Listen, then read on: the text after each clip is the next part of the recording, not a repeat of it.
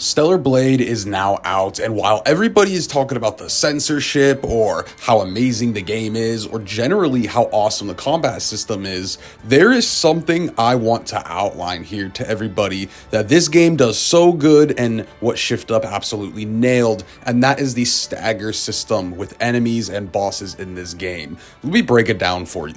Back in the PS2 era and kind of going into the PS3 era, most action games, when you hit enemies, they flinch. And they usually flinch in the direction you're swinging. One of the best examples was Kingdom Hearts 2 back in the day. Everyone loved the revenge value system because you could combo bosses and then they would retaliate at you. It gave a nice back and forth, like an actual fight was going on. And a lot of action games in this generation did this. There wasn't much of this whole stagger meter thing we see a lot of these days. And that's the kind of main point I want to bring up. Shift Up nailed this. It doesn't matter what enemy you're fighting or what boss you're fighting. It could be the size of King Kong, but you literally can stagger everything in this game. When it is your turn, when you have an opening, the boss is not going to have super armor or swing at you. You could even knock their asses across the whole battlefield with one of your special moves. I love it. You have a lot of control and agency in every single fight because you could push the boss back as much as they could push you back. And genuinely, we don't see this as much these days, and definitely not to this extent where you could knock the biggest of the big bosses across the map,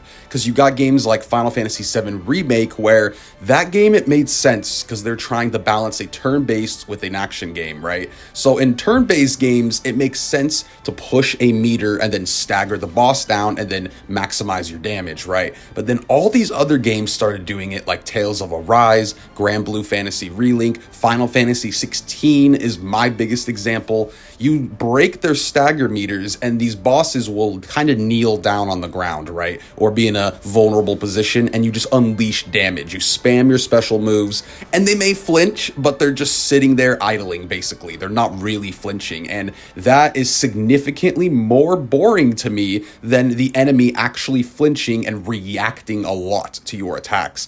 A retaliation system, I think, is just much more fun and shows an actual fight between the player and an enemy. Also, when you implement this stagger meter, this usually results in HP sponge bosses. Again, I feel like this started with Final Fantasy VII Remake, and then devs saw that people liked this system, but then other devs had a full-on action system and they still implemented this. But when the boss is down, you're trying to maximize damage, right? So you can't have the boss die too quickly. So again, it results in HP sponges, and Stellar Blade did this perfectly.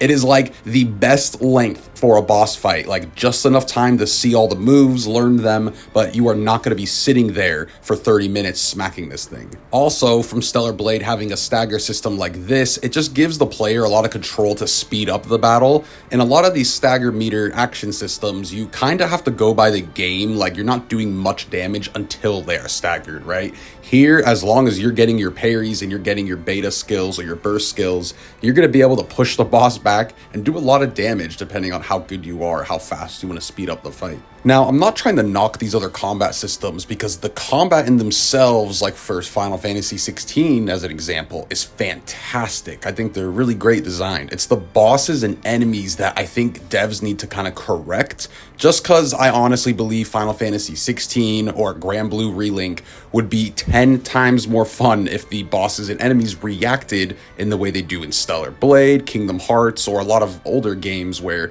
enemies staggered and flinched a lot. I just think it feels a lot more fun.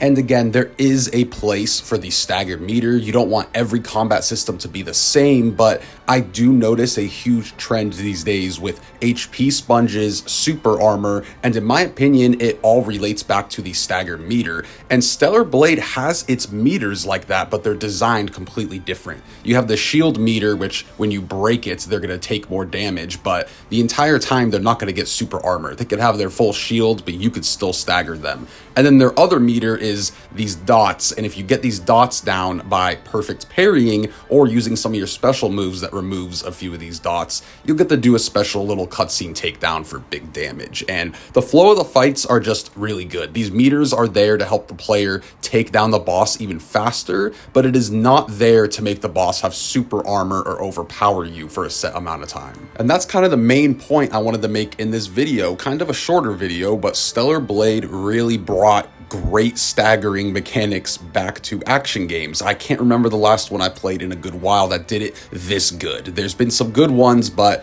in terms of enemy stagger and stuff like that, this game just absolutely nailed it. So let me know in the comments, what are your guys' opinions on the stagger meter we see in a lot of action games or action RPGs these days, compared to staggering like we used to see a lot more back in the day and now with Stellar Blade. I'm really curious to hear your opinions. I really don't see people mentioning this much, but the way enemies and bosses react to the player in a game is extremely important, and I almost feel like devs have the wrong idea of what the player wants to do in boss fights. They're just too long, the enemies stand there too much and feel like you're hitting rocks. Like, no, I want to be able to throw the boss around the arena just like they could do to me.